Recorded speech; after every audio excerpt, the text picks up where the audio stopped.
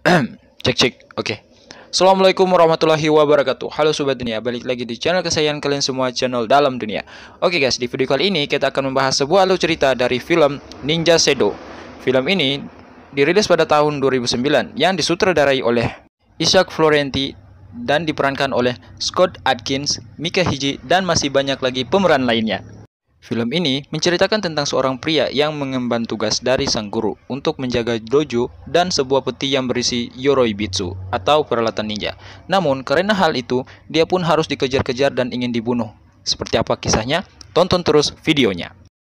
Tapi sebelum kita lanjut ke pembahasan, buat kalian yang baru bertemu dengan channel ini, jangan lupa klik tombol like, comment, share, and subscribe. Jika sudah, ambil posisi terbaik, pasang handset, kunci kamar, dan let's go to the topic.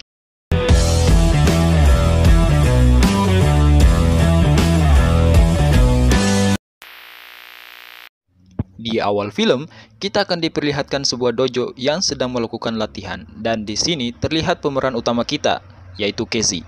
Kemudian scene berpindah di malam hari, dan terlihat pemilik dojo yang sedang membuka sebuah peti, yang ternyata peti itu berisi alat-alat ninja yang disebut Yoroibitsu.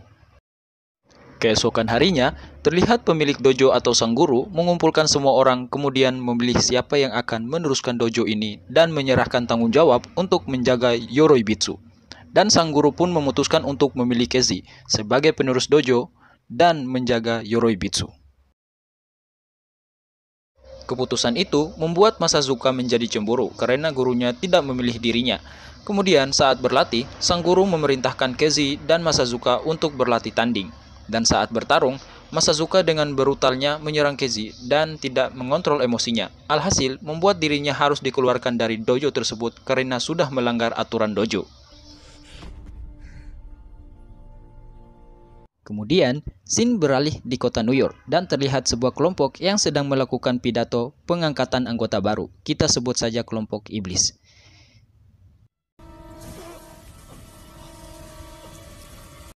Scene beralih kembali di dojo dan terlihat di tempat itu sedang melakukan pertemuan bersama orang tua murid yang belajar di dojo tersebut.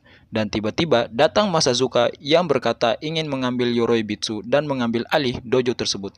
Setelah itu, dia pun pergi dari sana.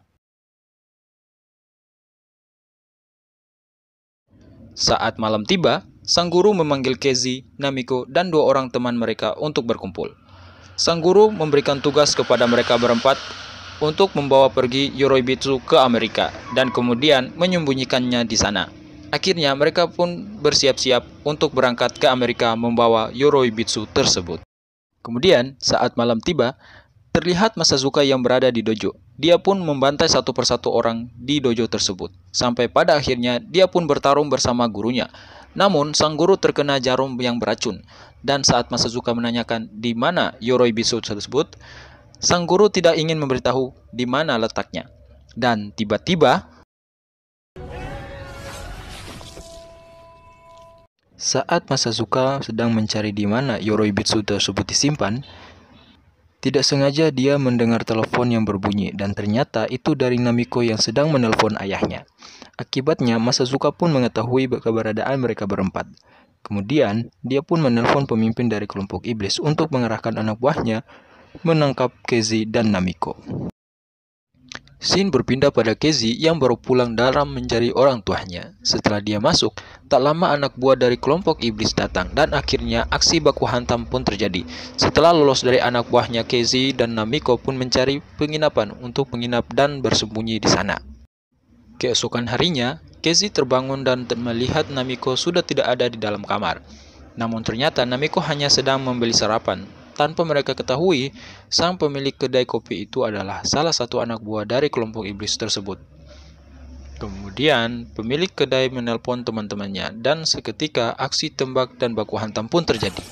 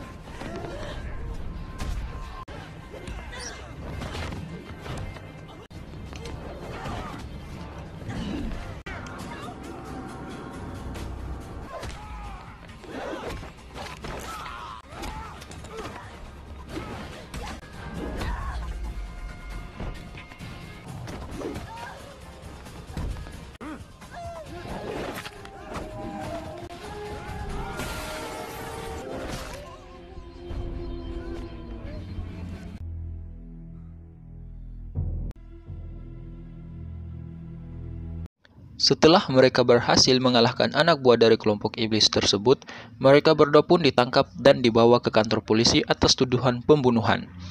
Mereka berdua pun diinterogasi oleh polisi. Kemudian, Casey menceritakan semua tentang ninja. Namun, sang polisi tidak mempercayainya dan terlihat Masazuka yang sudah masuk kantor polisi dan mengatakan bahwa dirinya adalah pengacara Namiko. Dan tiba-tiba, lampu pun padam.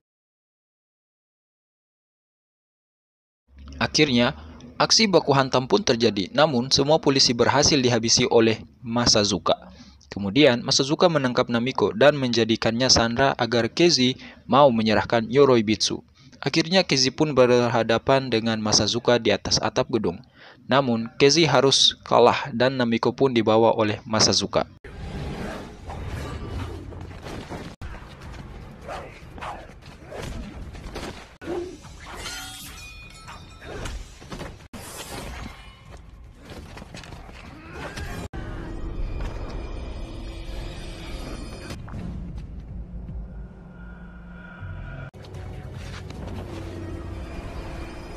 Setelah semua yang terjadi, Casey akhirnya mendatangi kelompok iblis dan kemudian membantai mereka semua.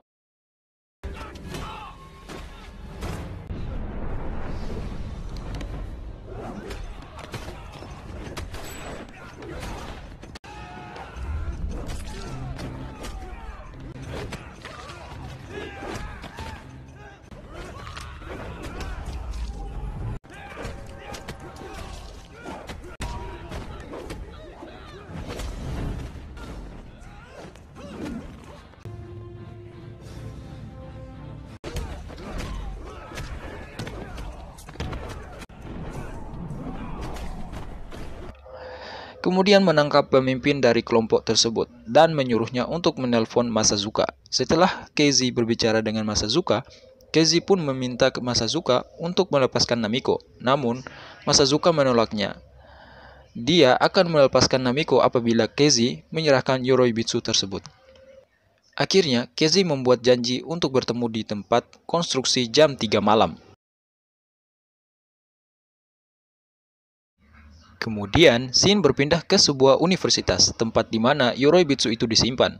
Dan Casey berniat untuk mengambilnya, dan dirinya sendiri yang akan menggunakan Yoroibitsu tersebut.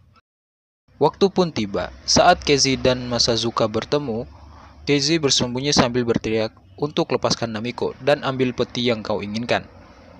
Akhirnya Masazuka pun melepaskan Namiko, kemudian mendekati peti tersebut. Dan saat Masazuka membuka peti tersebut, ternyata peti itu sudah kosong dan Yoroibitsu tersebut telah digunakan oleh Casey. Masazuka pun sangat marah. Akhirnya pertarungan keren pun terjadi. Namun tanpa diketahui, ternyata kelompok iblis juga ingin menghabisi mereka berdua. Yang akhirnya mereka berdua pun harus melawan kelompok iblis terlebih dahulu.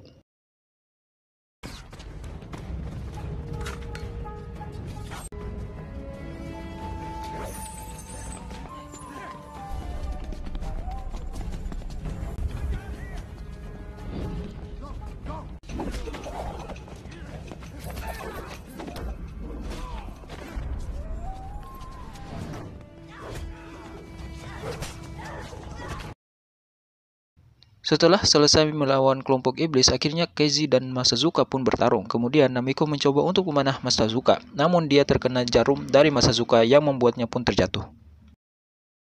Kemudian Masazuka pun menghancurkan penawar dari racun yang menancap pada Namiko tersebut. Dan hal tersebut membuat Casey sangat marah dan kemudian menghajar Masazuka hingga tewas. Kemudian Casey berlari pada Namiko, namun Namiko sudah menutup mata dan tidak bisa mendengar Casey lagi. Casey pun mengambil penawar samurai dan kemudian memberikannya pada Namiko. Akhirnya Namiko pun sadar dan terjadilah adu bibir di situ. Haha. Scene pun berpindah pada dojo dan terlihat Namiko dan Casey sudah menikah. Kemudian mereka berdua membangun dan meneruskan kembali dojo tersebut. Dan film pun tamat. Kesimpulan yang dapat kita ambil dari film ini adalah emosi yang tidak dikontrol akan membawa kita ke dalam sebuah bencana. Semoga kalian enjoy dengan video ini. Jangan lupa klik tombol like, comment, share, and subscribe. Saya admin dalam dunia. Thanks for watching and say goodbye.